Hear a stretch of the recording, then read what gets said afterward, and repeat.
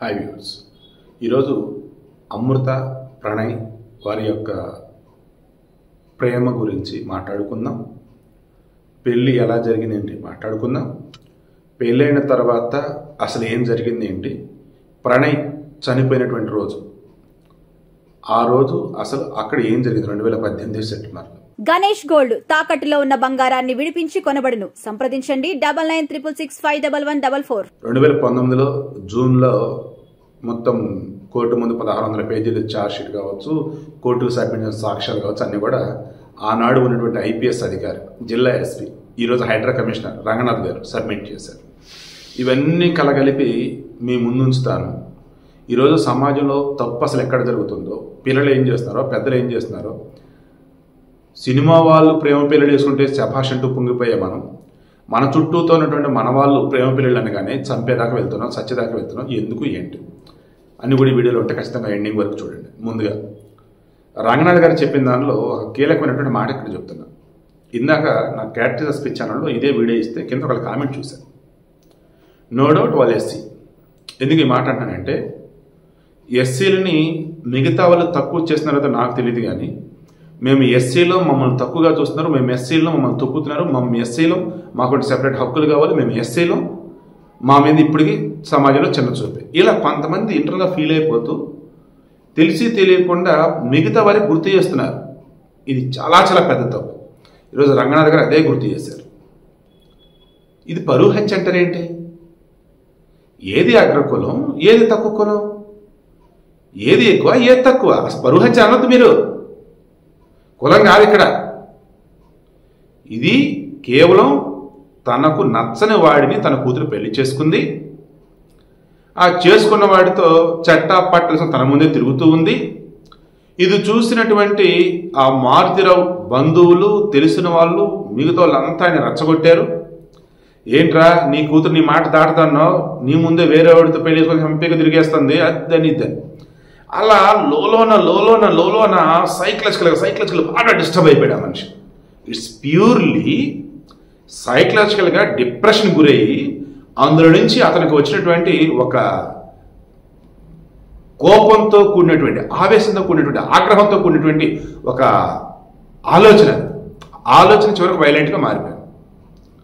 ఇక్కడ అమృత వాళ్ళ పిన్ని కూతురు అంటే వాళ్ళ బాబాయ్ శ్రావణ్ రావు యొక్క కూతురు ఎవరైతే ఉన్నారు, ఏడుస్తుంది పాపం, అల్లల్లాడిపోతుంది ఆ అమ్మాయి అయితే. అసలు మా నాన్న ఏం తప్పు చేశాడు, మా నాన్నకే సంబంధం, అంతా చేసింది అమృతనే, అమృతే ఇరికించింది. డే 1 నుంచి మా నాన్నని వీళ్ళు ఎలా హింసించారంటే, కాగితాల మీద సంతకాలు తీసుకున్నారు మా నాన్నవి, పోలీసు వాడు తప్పు చేశారని చెప్పేసి. ఈరోజు ఆ అమ్మాయి ఏడుస్తుంటే నాకు నిజంగా చాలా బాధేస్తుంది. అయ్యో పాపం కదా అనిపించింది.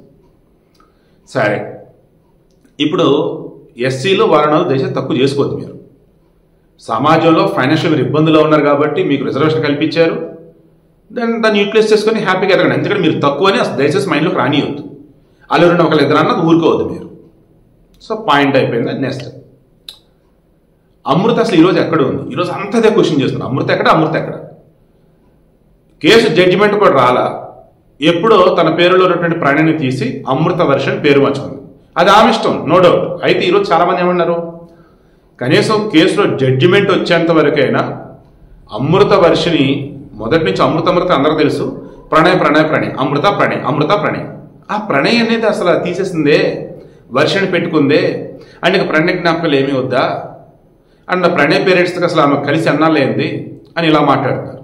ఈరోజు ఆమె వచ్చేసి నల్గొండలో లేదు, మీరేలు కూడా లేదు, హైదరాబాద్లో ఉంది. ఆమె ఎక్కడో హ్యాపీగా తన లైఫ్ తను లీడ్ చేస్తుంది. హ్యాపీగా అన్న వర్డ్ ఎందుకు యూజ్ చేస్తారంటే, రీసెంట్ టైమ్స్లో ఆమెకి ఇన్స్టాగ్రామ్ అకౌంట్ చెక్ చేశారు. ఎందుకు కొంతమంది అడిగున్నారు, చూడండి ఏంటని చూస్తే తాను, తన అమ్మ, తన కొడుకు హ్యాపీగా ఉన్నారు అంతా కూడా. తన తండ్రి మారుతిరావు లేడు, చనిపోయాడు, ఆత్మహత్య చేసుకున్నాడు.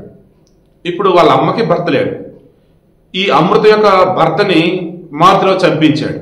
ఈ అమృతకి భర్త లేడు, తల్లికి భర్త లేడు, తనకి భర్త లేడు. బట్ తనకు బిడ్డ ఉన్నాడు. సో ఆ బిడ్డకి అమ్మమ్మ ఉంది, ఆ బిడ్డకి తల్లి ఉంది. సో ముగ్గురు కలిసి హైదరాబాద్ ఉంటూనే ఉండొచ్చు కాక, నో డౌట్. అలా తప్పే ఉంది అసలు అందులో. కనీసం వీళ్ళని హ్యాపీగా బతుకుతారు, నా పిల్లల్ని గొప్పగా పెంచుతారు. ఈవెన్ మొన్న ఈ మధ్య ఈ అమ్మాయి కొంచెం పాష్గా ఉంటూ డ్రెస్సులని కొన్ని యాడ్స్ అని అవిధం చేస్తున్నప్పుడు ఆ చిన్న డ్రెస్సులు ఏంటి, ప్రణయ్ చనిపోయిన బాధ లేదు, అది నానా రకాలుగా మాట్లాడారు. ఆమె కేసు పెట్టేశారు, ఏకంగా పోలీసు కేసు ఫైల్ చేశారు. ఏమని? ఆమెని అడ్డదిడ్డగా మాట్లాడుతూ, ఆమెను బాడీ షేమింగ్ చేస్తూ, ఆమె వస్త్రాలంకరణ గురించి మీరెవర్రా ఏంటి అని చెప్పేసి వీడియో కనుక తీపితే కేసు పెడతా ఉన్నారు. కేసు కూడా ఫైల్ అయింది. దాంతో అంత సైలెంట్ అయిపోయింది. తన లైఫ్ తను లీడ్ చేసుకుంటా పోతుంది. ఇక ఈ మూమెంట్లో ఈరోజు మనం చూసినట్టయితే ప్రణయ్ తల్లిదండ్రులు వాళ్ళ బాధ వర్ణనాతీతం పాపం. ఆ రోజు మారుతిరావు పెళ్లికి ఒప్పుకోలేదు, ఆయన డబ్బున్నాడు, ఊర్లో పలుకుబడి ఉన్నాడు. సరే మనం పర్లే, డబ్బు ఉంది, అంత బాగానే ఉంది, కానీ ఆయన ఒప్పుకోలేదు, డబ్బున్నాడు, రేపు రోజు ఇబ్బంది అవుతామని పిల్లలకి పెళ్లి చేసి దూరంగా పంపిస్తుంటే అయిపోదు. రేపు మీ బిడ్డ పుట్టి అక్కడ రండిరా, మీ మామ ఒప్పుకుంటాడులే, రేపు మీ బిడ్డ పుట్టి అక్కడ రండమ్మా, మీ నాన్న ఒప్పుకుంటాడులే అని చెప్పించే వేరే చోట ఉంచినా అయిపోదు. అదే ఊర్లో ఉంటూ అక్కడక్కడ తిరుగుతుండేసరికి ఇక ఆయన వాళ్ళు తెగరచ్చగొట్టారు. ఇక చివరికి సుపారి మాట్లాడి 2018 సెప్టెంబర్లో అమృత వచ్చేసి ప్రెగ్నెంట్గా ఉంది, ఆసుపత్రి చెకప్కి తీసుకెళ్లాడు ప్రణయ్. ఇంకా ఆసుపత్రి దగ్గర మాటు వేసి బీహారీ సుపారి గ్యాంగ్ సుభాష్ అండ్ కెలా బ్యాచ్ మరి కొంతమంది కలగలిపి దారుణంగా చంపేశారు. అప్పుడు డిఎస్పీ శ్రీనివాస్ ఉన్నారు, చాలా ప్రెస్టీజ్ ఇష్యూగా తీసుకున్నారు. ఎస్పీ ఐపీఎస్ రంగనాథ్ ఉన్నారు.